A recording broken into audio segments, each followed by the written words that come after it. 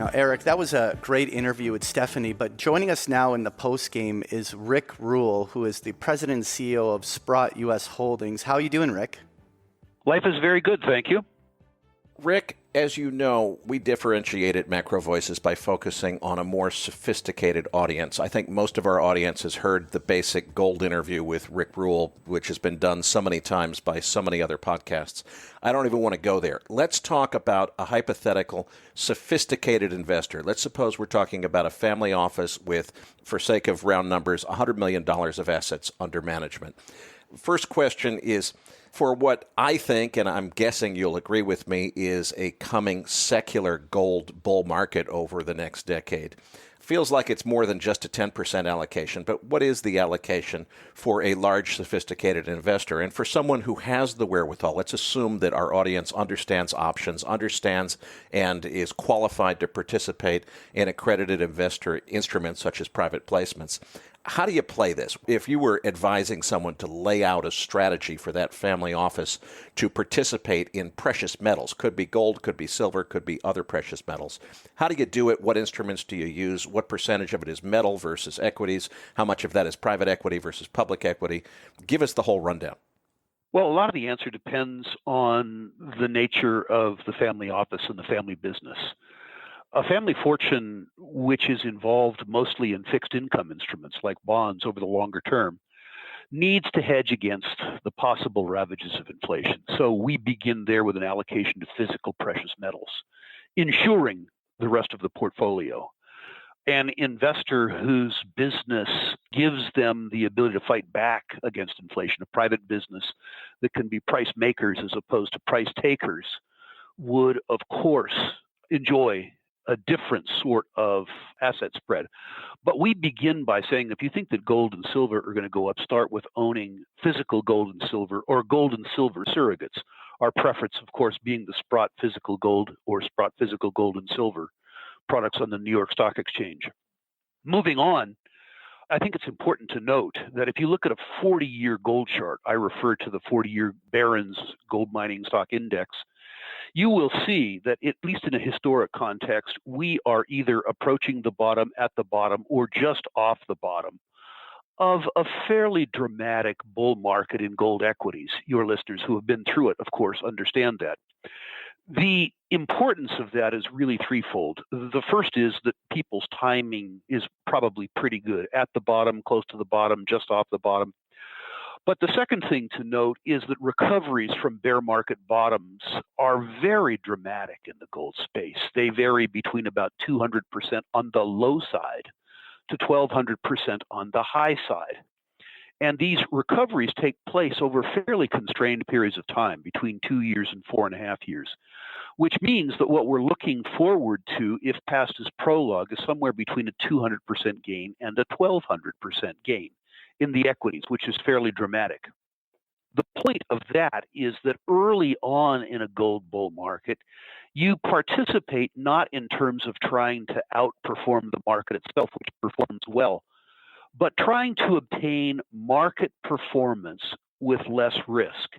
In other words, about 75% of your allocation to gold equities should be in extraordinarily high quality equities. Reduce your risk rather than attempting to maximize your gain. Mercifully, for a family office, as you describe, a $100 million account, having 75% of their equities exposure in the market still gives them a fairly substantial sum of money to attempt to outgain what is already an extremely attractive investment proposition. That is traditionally done for sophisticated investors via private placements. Private placement, for those who don't know, is the ability to buy equity directly from the company rather than in a secondary market transaction. And the advantage of doing that is really threefold. The first is that you can acquire a rather large position without having to worry too much about moving the market as a consequence of your position. The second is that your timing is usually good because a well-chosen private placement allows you to contribute capital to a company to answer an unanswered question. It might be with a series of drill holes, But the idea is almost always that the capital is employed in a fashion that, if successful, will generate a fairly immediate response in the value of the equity you bought. The third advantage of a private placement, at least a well-structured private placement, is, of course, warrants, the right but not the obligation to buy more stock at a fixed price for a fixed period of time. That's important because if the answer to the unanswered question that you financed with the capital contribution comes back as yes, you have the ability to take advantage of that after it's been de-risked, which is really important. So in answer to your question, start with the bullion, move from the bullion to the highest quality gold and silver equities, and move from there to private placements. I would also say one other thing, and I'll be talking about this at a conference that you and I will be attending later this year. Don't forget, in constructing a sophisticated precious metals portfolio, looking at debt instruments. At Sprott, we have provided capital for mine construction for many years, but also in bridge and mezzanine finance. And when I look back at the last decade that we've had, the period of 2010 to now, the Toronto Stock Exchange Venture Index of sort of sub-billion market cap mining companies, nobody needs reminding of this, but the index fell by in excess of 80% over 10 years. At the same period of time, accounts at Sprott that were dedicated to lending, in particular the on-balance sheet lending activities of Sprott Inc., generated in excess of 15% compounded internal rates of return. So sophisticated investors of the type that you described, family offices or $100 million portfolios, should consider including debt instruments to a normal equity portfolio. And we'll be talking about that a lot this year. Okay, can you give us, obviously the particulars of a client's circumstances have to dictate this, but at a high level, can you give us a breakdown between those four asset classes that you described, which is physical bullion, public equities, private equity through private placements, and debt instruments? What's the percentage allocation? Well, in a normal circumstance, in a normal market, I tell family offices, again, depending on individual circumstances, that they should be between sort of 10 and 15% invested in precious metals.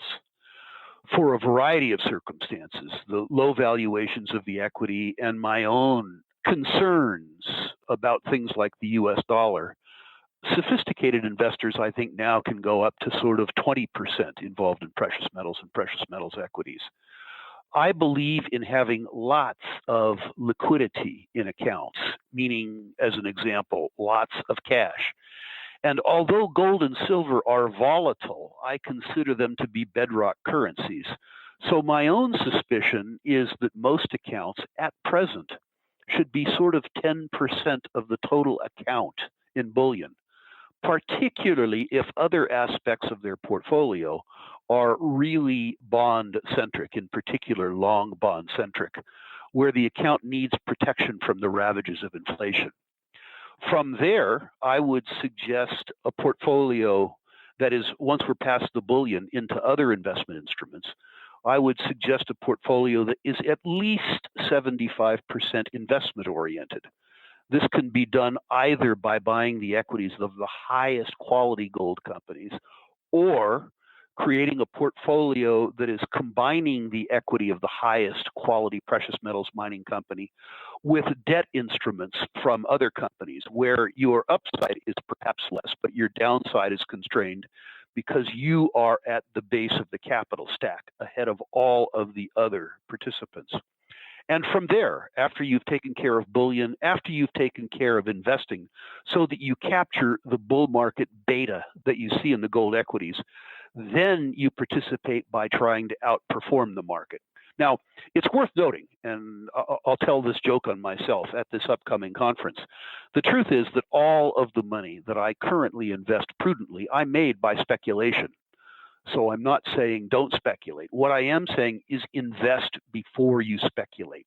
If you look at the chart that I mentioned, the Barron's 40-year chart, and any of your listeners who contact me, I'll send them a copy of the chart.